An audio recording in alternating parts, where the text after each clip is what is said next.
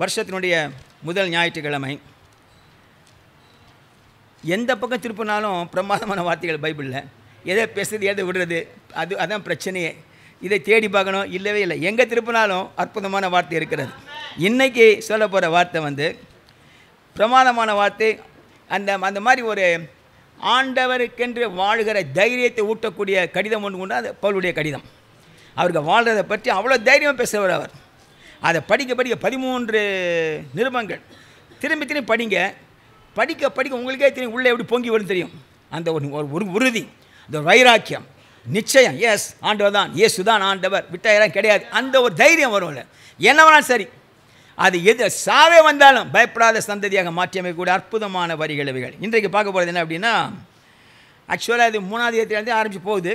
But we will look at 4th chapter, 4வது அதிகாரம் 6, 7, 8 வசனங்கள். 2 கொரிந்தியர் 4ஆம் அதிகாரம் 6, 7, 8. இருளிலிருந்து வெளிச்சத்தை பிரகாசிக்க சொன்ன தேவன் இயேசு கிறிஸ்துவின் முகத்தில் உள்ள தமது மகிமையின் அறிவாகிய ஒளியை தோன்ற பண்ணும் பொருட்டாக எங்கள் இருதயங்களை பிரகாசித்தார். இந்த மகத்துவமுள்ள வல்லமை எங்களால் உண்டாயிராமல் தேவனால் உண்டாயிருக்கிறது என்று விளங்கும்படி இந்த பொக்கிஷத்தை மண்பாண்டங்களில் பெற்றிருக்கிறோம். நாங்கள் எப்பக்கத்தில் நெருக்கப்பட்டும் ஒடுங்கி போகிறதில்லை. சேர்ந்து வாசிங்க. கலக்கமடைந்தும் மனம் முடிவடைகிறதில்லை, துன்பப்படுத்தப்பட்டும் கைவிடப்படுகிறதில்லை, கீழே தள்ளப்பட்டும் மடிந்து போகிறதில்லை. ஹல்லேலூயா, ஹல்லேலூயா, ஹல்லேலூயா. For God who said, "Let there be light in the darkness," has made this light shine in our hearts. இருளிலிருந்து வெளிச்சத்தை பிரகாசிக்க சொன்ன தேவன் அந்த வெளிச்சத்தை எங்கள் இருதயங்களை பிரகாசிக்க செய்தார். So we could know the glory of God. தேவனுடைய மகிமையை நாங்கள் அறிந்து கொள்ளும்படியாக. God that is seen in the face of Jesus Christ. இயேசுவின் முகத்தில் உள்ள அந்த தேவ மகிமையை நாங்கள் காணும்படியாக தேவன் வெளிச்சத்தை எங்கள் இருதயத்தில் பிரகாசிக்க பண்ணியிருக்கிறார். ஹல்லேலூயா. அப்போ என்ன அர்த்தம் அப்படின்னா, இயேசுவை ஏற்றுக்கொண்டு வாழ்கிற ஒவ்வொருவரும் இயேசுடைய மகிமையை கண்ணார காண்கிறவர்கள். ஆவிக்குரிய பிரகாரமாக அந்த மகிமையை பார்க்கிறோம் என்கிற உறுதி உள்ள பிள்ளைகள் இருக்கிற காரணத்தால் எப்பக்கத்தில் இழுக்கப்பட்டால் ஒடுங்கி போகிறதில்லை. என்ன கஷ்டம் வந்தாலும், என்ன யார் என்ன பேச, என்ன நடந்தாலும் மனமுறிவு அடைகிறது இல்லை. துன்பப்படுத்தப்பட்டு மனமுறிவு அடைகிறது இல்லை, கீழே தள்ளப்பட்டு மடிந்து போகிறது இல்லை. பிரமாதமான வார்த்தைகள். இதை சொல்லும் பொழுது இருளிலிருந்து வெளிச்சத்தை பிரகாசிக்க பண்ணார் அப்படி சொல்கிறாரு. அது கொஞ்சம் பின்னால் போய் பார்த்தீங்க அப்படின்னா, ஏன் அந்த மாதிரி வார்த்தை உபயோகித்தார்? இருளிலிருந்து வெளிச்சத்தை பிரகாசிக்க சொன்னார். அது தெரியும், எல்லாருக்கும் தெரியும். ஆரம்பத்தில் ஆண்டவர் சொன்னார், "லெட் தேர் பி லைட்" அப்படின்னா லைட் மூடாயிடுச்சு. இவர் அதை எடுத்து வச்சு பேசுகிறார். இருளிலிருந்து வெளிச்சத்தை பிரகாசிக்க சொன்ன தேவன் அந்த வெளிச்சத்தை எங்கள் இருதயத்தில் பிரகாசிக்க பண்ணினார் அப்படிங்கிறார். என்ன அப்படி கேட்டிங்களானால், இந்த 3ஆவது அதிகாரத்தில் மோசேயுடைய அந்த பழைய பாட்டு மகிமையை பற்றி பேசுகிறார். நீங்கள் 3ஆம் அதிகாரம் வாங்க. 3ஆம் அதிகாரத்தில் 13ஆம் அதிகார வசனம் பாருங்கள். மேலும் ஒளிந்து போவது முடிவை இஸ்ரவேல் புத்திரர் நோக்கி பாராதபடிக்கு மோசே தன் முகத்தின் மேல் முக்காடு போட்டு கொண்டது போல நாங்கள் போடுகிறதில்லை. யாருக்கா விளங்குதா? அது மோசே முக்காடு போட்டுக்கிட்டாராம், நாங்கள் முக்காடு போடுறது இல்லைன்றாரு. ஏன்? யாத்ராகமம் 34ஆம் அதிகாரம் 34ஆம் அதிகாரம் 29 பாருங்க. மோசே சாட்சி பலகைகள் 2ஐயும் தன் கையில் எடுத்துக்கொண்டு சீனாய் மலையிலிருந்து இறங்குகிற போது தன்னோட கர்த்தர் பேசினதினாலே, நீங்கள் வாசிங்க, என்ன விளங்குது உங்களுக்கு? மலையில் இது 2வது முறை. முதல் முறை இருந்தார், இது 2வது முறை இருந்துட்டு முதல்ல கொடுத்த கற்பலை உடச்சிட்டார். அப்புறமா ஆண்டு மேலே வர சொன்னார். வரும்போது 2 கற்பலை எடுத்துகிட்டு வானார். போனார். அதை எடுத்துகிட்டு போய் பேசிட்டு வரும்பொழுது மோசேயின் முகம் பிரகாசமாக இருக்கிறது. அவருக்கே தெரியல அது.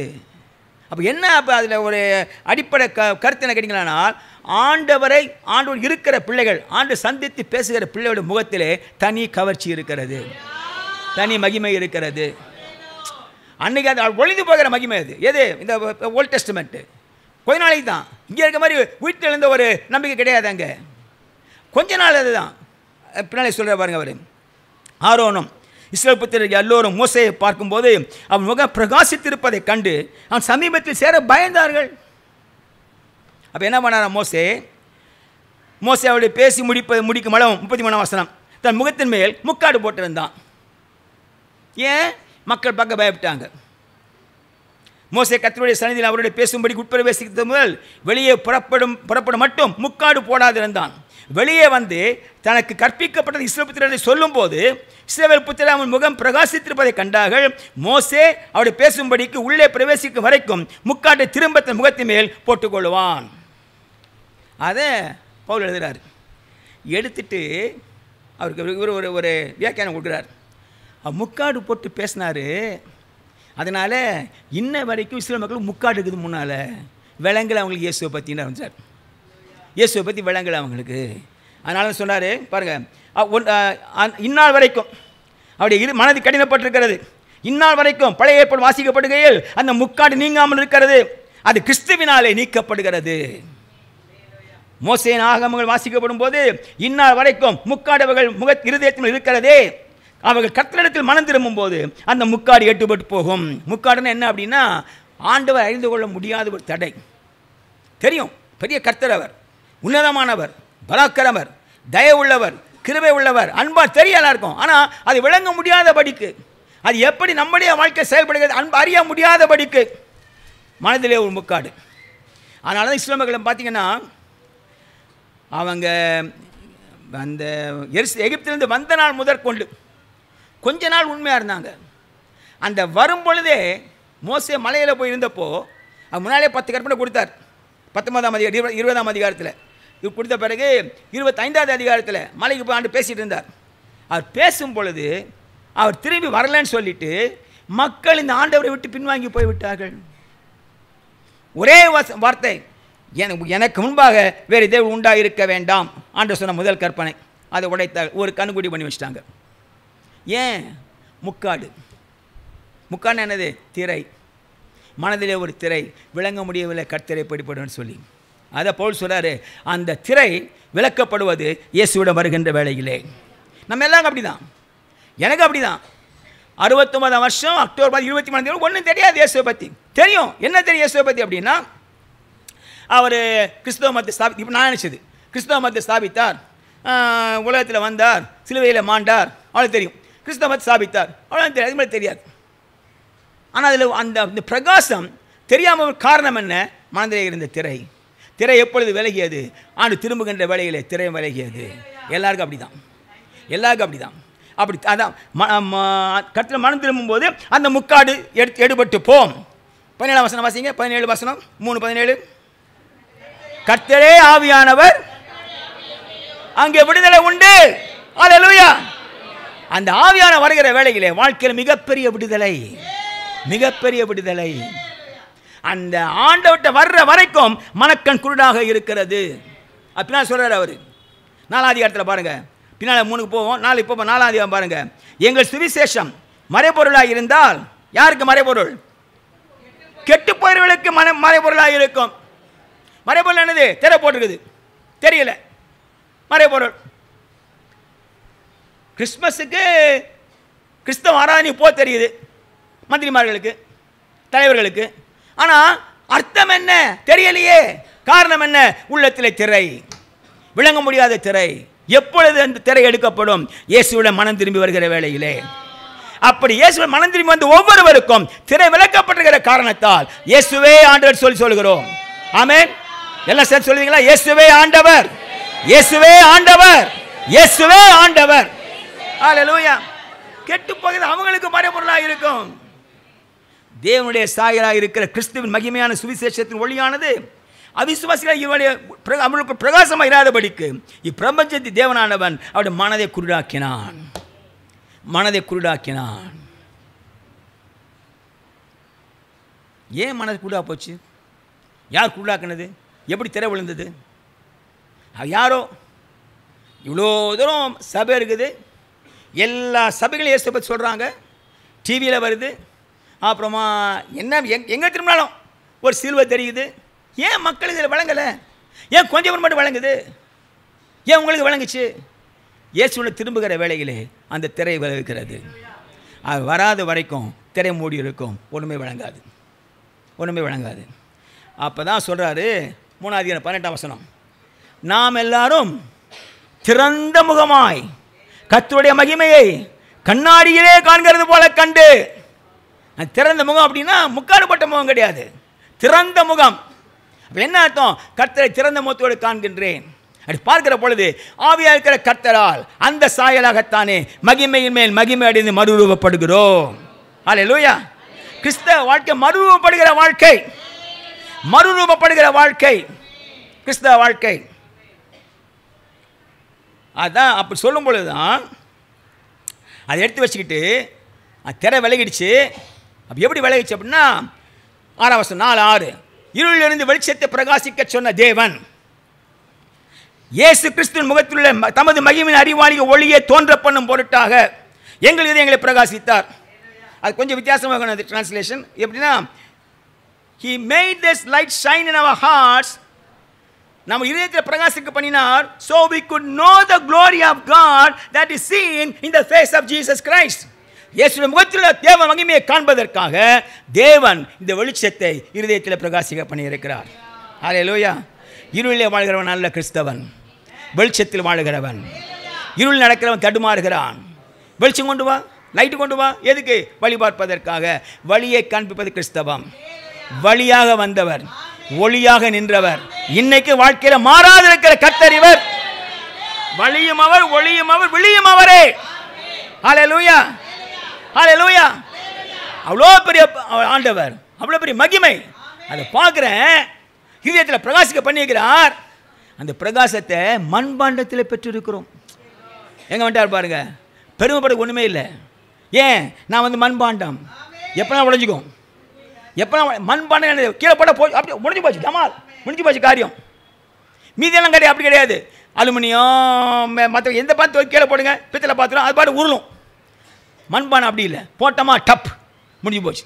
மண்பானை ஐயா வாழ்க்கை, மனிதனுடைய வாழ்க்கை. இந்த மண்பானை ஏன் சொன்னார் அப்படின்னா, இந்த மகிமை எங்கள் மூலமாக அல்ல, கர்த்தர் மூலமாக தெரியும்படியாக. உள்ளத்தில் பிரகாசம் நாங்கள் பெரியவன் கிடையாது, நாங்கள் மண்பாண்டோம். ஆனால் கர்த்தருடைய பிரகாசம் உள்ளாக இருக்கிறது. ஹல்லேலூயா, ஹல்லேலூயா.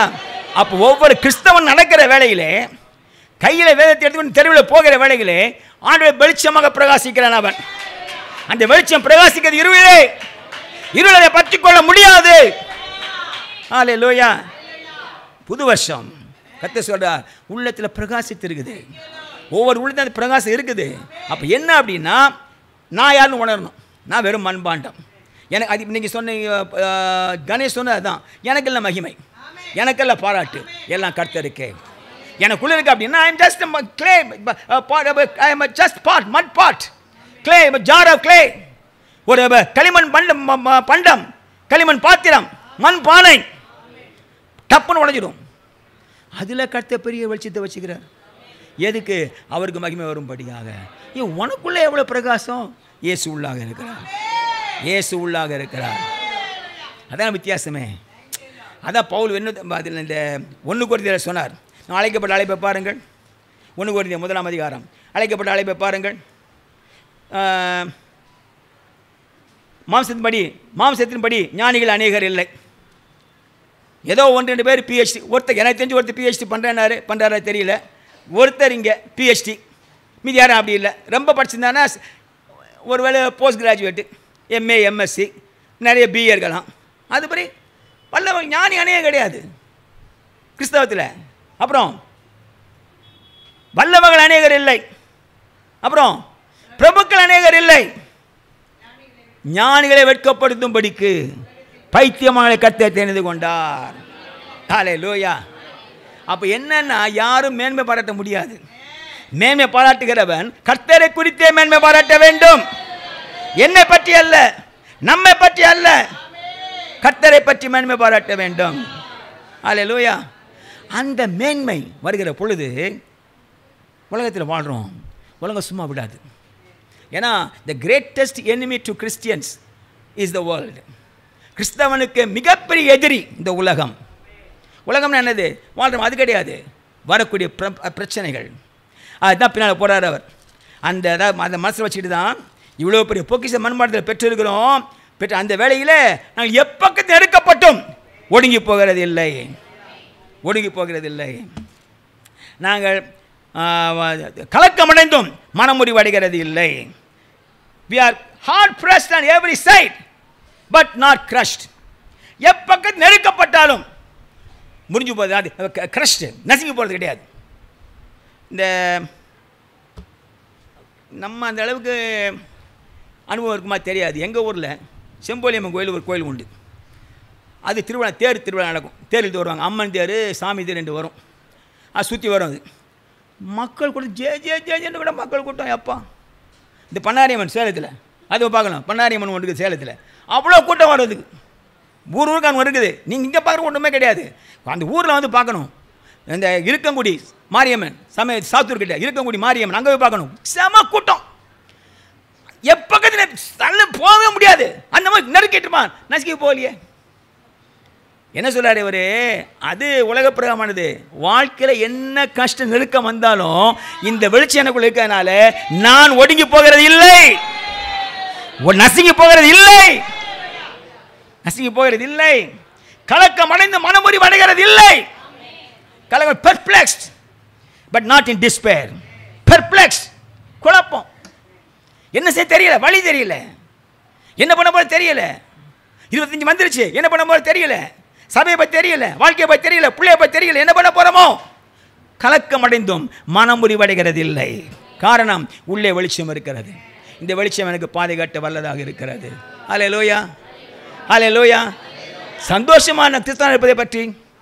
நீ கிறிஸ்தவர்கள் தானா? நீங்கள் எஸ் கிறிஸ்தவர்களா? ஆண்ட பிரகாசம் உள்ளத்தில் பிரகாசித்திருக்கிறதா? ஹல்லேலூயா. துன்பப்படுத்தப்பட்டு கைவிடப்படுகிறது இல்லை. Persecuted but not abandoned. Persecuted. துன்பம், உபத்திரவம், பாடு, ஆனா கைவிடப்பட்டது கிடையாது. Shut down but not destroyed.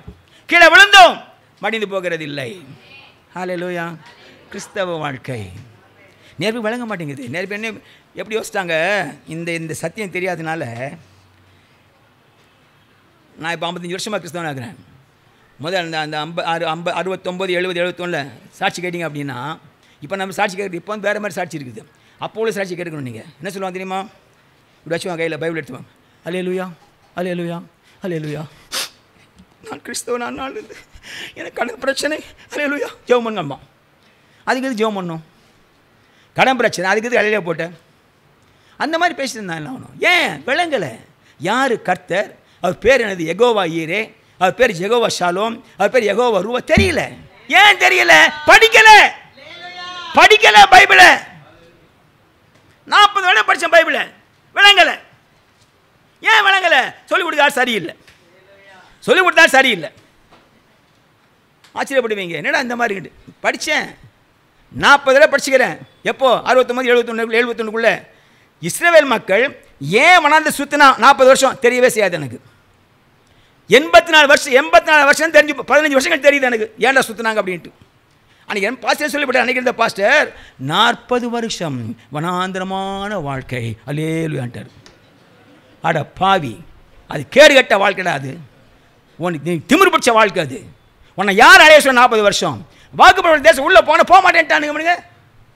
போக மாட்டேன்னு சொல்லிட்டு சுற்றுறாங்க ஊரை. நான் 40 வருஷமா 40 வருஷம் கர்த்தர் அடைத்து வந்து 40 வருஷம் வெளி கர்த்தருக்கே சோத்திரனாரு. நான் தெரியாமல் ஆமையும் போட்டேன்.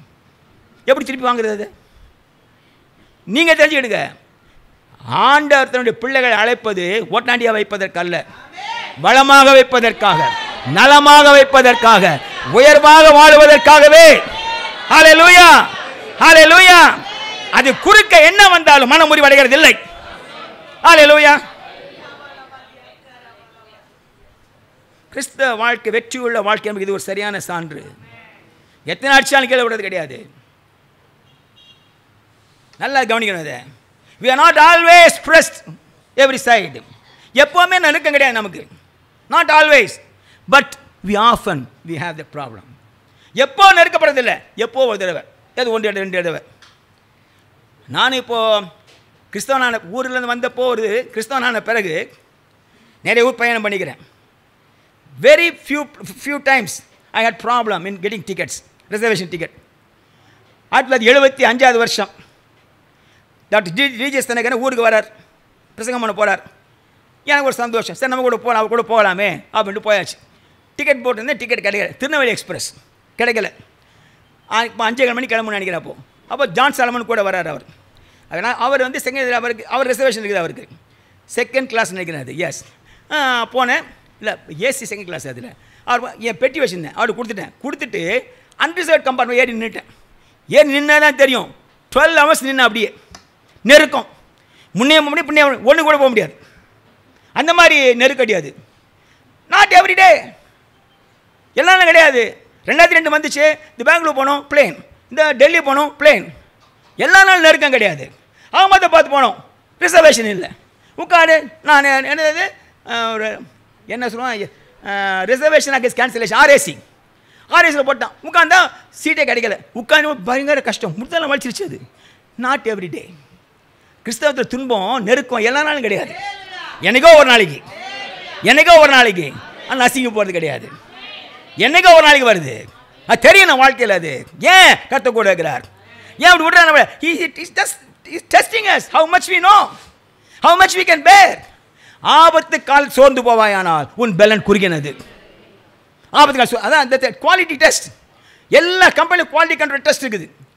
சின்ன சின்ன பொறுப்பு இருந்தாலும் எல்லாத்துக்கும் குவாலிட்டி கண்ட்ரோல் இருக்கும். அதை பார்த்து தான் பண்ணணும். அந்த குவாலிட்டி போகும்போது சரி பண்ணால் தான் they will to the assembly, எல்லாம் வெளியே வரும். அது சர்டிஃபைட், குவாலிட்டி சர்டிஃபைட் வெளியே வரும். அதே மாதிரி ஒவ்வொரு முறையும் நெருக்கம் வரும்போது குவாலிட்டி டெஸ்டிஃபைடு, வெளியே சந்தோஷம் வெளியே வராங்க. ஹல்லேலூயா, ஹல்லேலூயா. we are not always perplexed.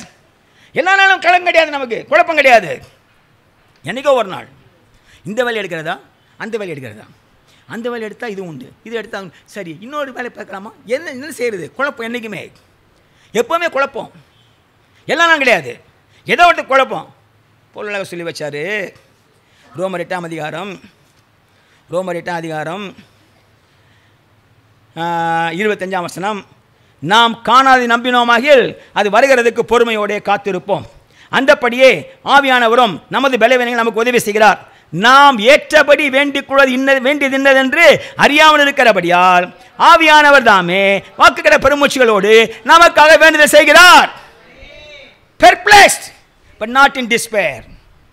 குழப்பம், ஆனால் அவநம்பிக்கை கிடையாது. அது கிடையாது.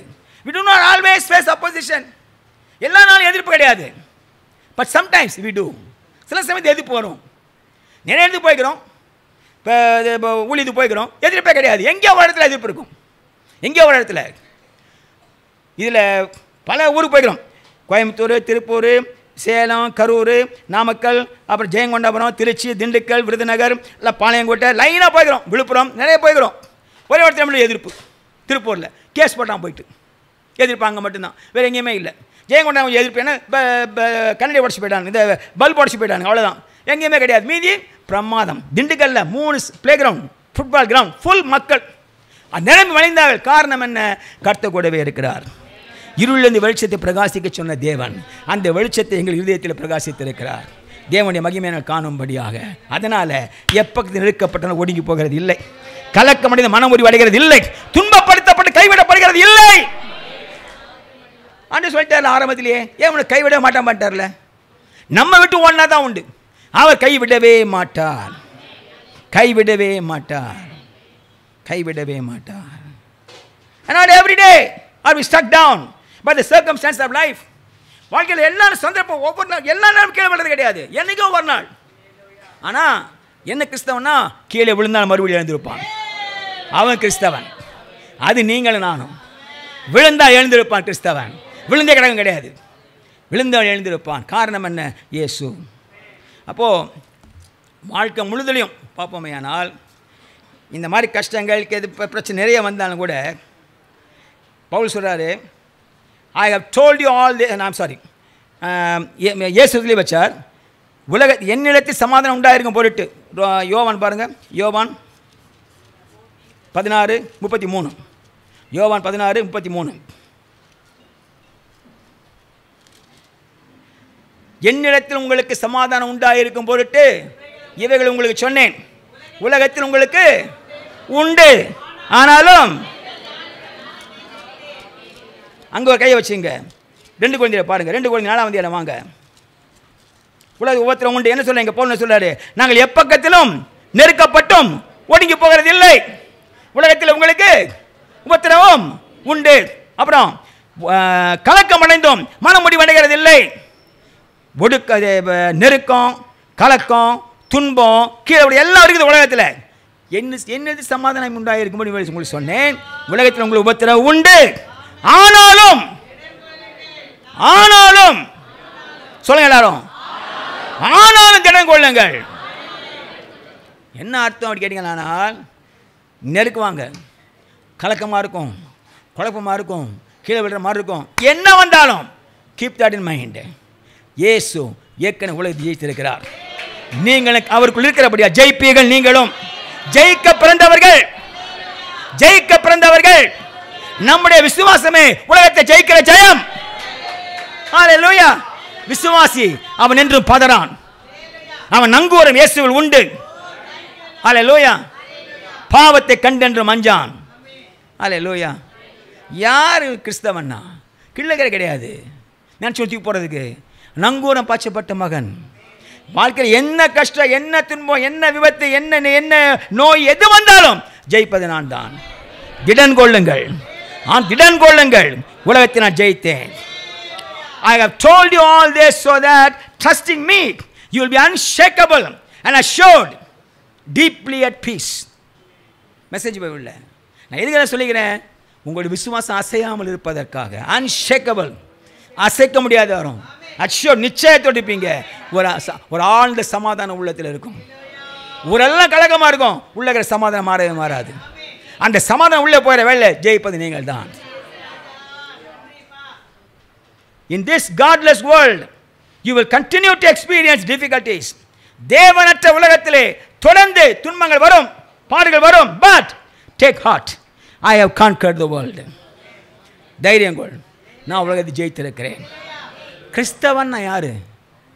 கிறிஸ்துவுக்குள் வாழுகிறவன். கிறிஸ்துவின் சிலுவையில் அறையப்பட்டிருக்கிறேன். இனி நான் அல்ல. எங்க? கலாத்தியர் 2:20 எடுத்து வாசிங்க எல்லாரும். கலாத்தியர் 2:20 அங்கே வருது பாருங்க. அதில் மேட்ரு பாருங்க. கிறிஸ்துவுடனே கூட அறையப்பட்டிருக்கிறேன். I have been crucified with Christ. ஆயினும் பிழைத்திருக்கிறேன். இனி நான் அல்ல, கிறிஸ்துவே எனக்குள் பிழைத்திருக்கிறார். நான் இப்போது இந்த உலகத்தில் வாழ்கிற வாழ்க்கை என்னை அன்பு கூர்ந்து எனக்கு தம்மை தாம் ஒப்பு கொடுத்த தேவனுடைய குமாரனை பற்று விசுவாசத்தினாலே வாழுகிறேன். பேங்க் அக்கௌண்ட் பற்றி கிடையாது, குடும்பத்தை வச்சு கிடையாது, அப்பா வேலையை வச்சு கிடையாது, அம்மா அழகை வச்சு கிடையாது. விசுவாசத்தை வைத்து வாழுகிறேன். இயேசு விசுவாசத்தை வைத்து நான் வாழுகிறேன். ஹல்லேலூயா, ஹல்லேலூயா. எப்பக்கத்தில் நெருக்கப்பட்டாலும் ஒடுங்கி போகிறதில்லை, கலக்கம் அடைந்த மனம் முறிவடைகிறதில்லை. நிறைய உதாரணம் சொல்ல முடியும். பைபிள் முழுக்க இருக்குது உதாரணம். பைபிள் முழுக்க இருக்குது. சரி, எல்லாம் படிச்சுக்கிறோம். அதை படிங்க. இதை மனசில் வச்சுங்க, படிங்க. இப்போ இதை சொல்லுங்கள் எல்லாரும் ஏன் சேர்ந்து. எப்பக்கத்தில் நெருக்கப்பட்டாலும் நான் ஒடுங்கி போகிறதில்லை, கலக்கம் அடைந்து மனம் முறிவடைகிறதில்லை. என்னது துன்பப்படுத்தப்பட்டு கைவிடப்படுகிறது இல்லை, கீழே தள்ளப்பட்டும் மனம் முடி வருகிறது இல்லை, மடிந்து போகிறது இல்லை. ஹல்லேலூயா, ஹல்லேலூயா, ஹல்லேலூயா, ஹல்லேலூயா. வாழ்க்கைக்கு உரங்க இது. வாழ்க்கை ஆரம்பிச்சிருக்குது, மனத்தை வச்சுங்க. இதை எப்போ நெருக்கப்பட்டாலும் ஒடுங்கி போகிறதில்லை, கலக்கம் அடைந்து மனம் முறிவடைகிறதில்லை, அப்புறம் துன்பப்படுத்தப்பட்டு கைவிடப்படுகிறதில்லை, கீழே தள்ளப்பட்டும் மடிந்து போகிறதில்லை. நினைப்பான் கீழே தள்ளியாச்சுட்டு சாக மாட்டேன் திருப்பி. ஏன்? என் ஆண்டு செத்து உயிரோடு வந்தவர் அவர்.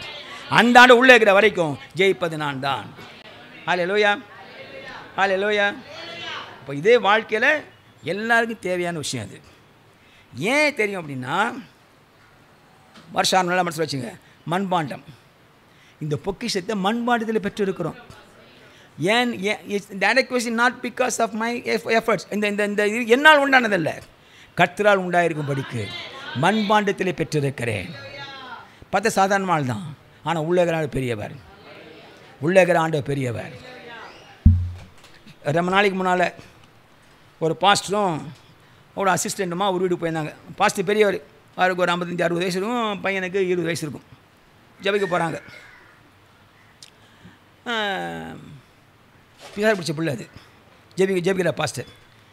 அந்த பிசாசு பிடிச்ச பிள்ளை சொல்லுது, ஏ ஆசீர்வாதம், நான் உன்னை பார்த்து பயப்படல, உனக்குள்ளே இருக்கிற இயேசுவை பார்த்து பயப்படுறேன். மண்பாண்டம் யாரு? பாஸ்டரையா மண்பாண்டம், உள்ளே இருக்கிறது இயேசு. இவருக்கு என்ன அது தெரியும்ல, இந்த பாஸ்டரையா தெரியலை.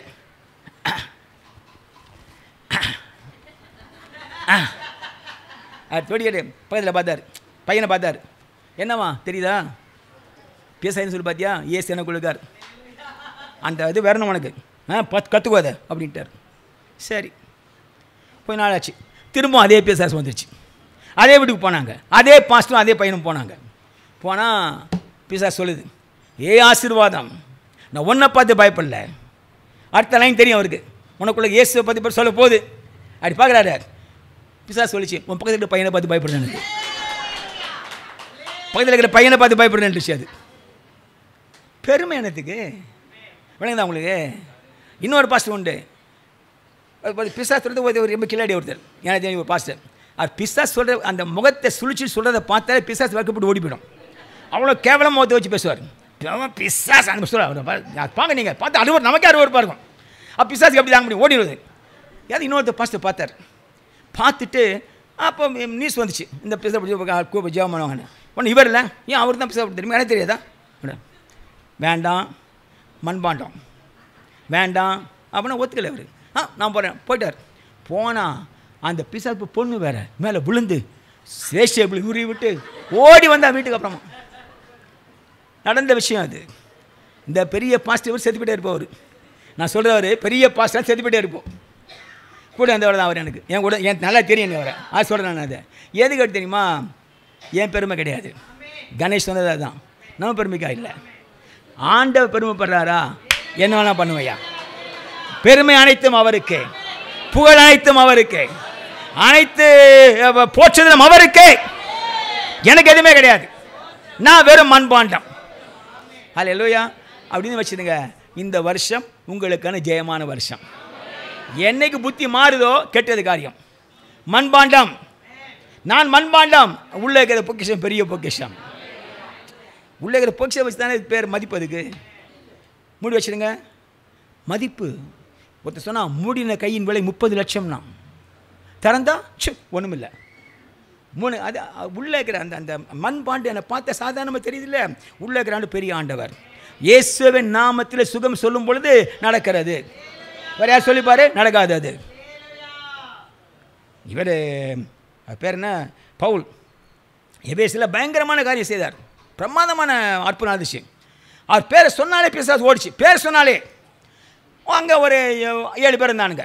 ஒரு ஸ்கேவான ஒரு ஆசாரி, அவர் பூசாரி, 7 பசங்க அவனுங்க. அவங்க பார்த்தாங்க, என்னது பவுல் வந்து இயேசு பேர் சொல்கிறான், எல்லாம் ஓடி போகுது.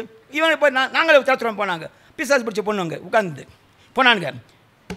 பவுல் பிரசங்கம் பண்ணுற இயேசு நாமத்திலே போ பிசாசு அப்படின்னாங்க. பிசா கணத்தில் வந்து பார்த்துச்சு, ஏய் பவுலும் தெரியும் எனக்கு, இயேசுவும் தெரியும், நீ யாருக்கு அடிச்சு விளக்குதான் உங்களுக்கு? அது பவுலும் தெரியும், இயேசு வந்து நீ யார் எங்களுக்கு போய் மேலே விழுந்துச்சு பிசாசு. அடி 7 ஓடி போனாங்க. என்ன தெரியும் இதில்? பவுல் வெறும் மண்பாண்டம், உள்ளே இருக்கிற பொக்கிஷம் பெரியது.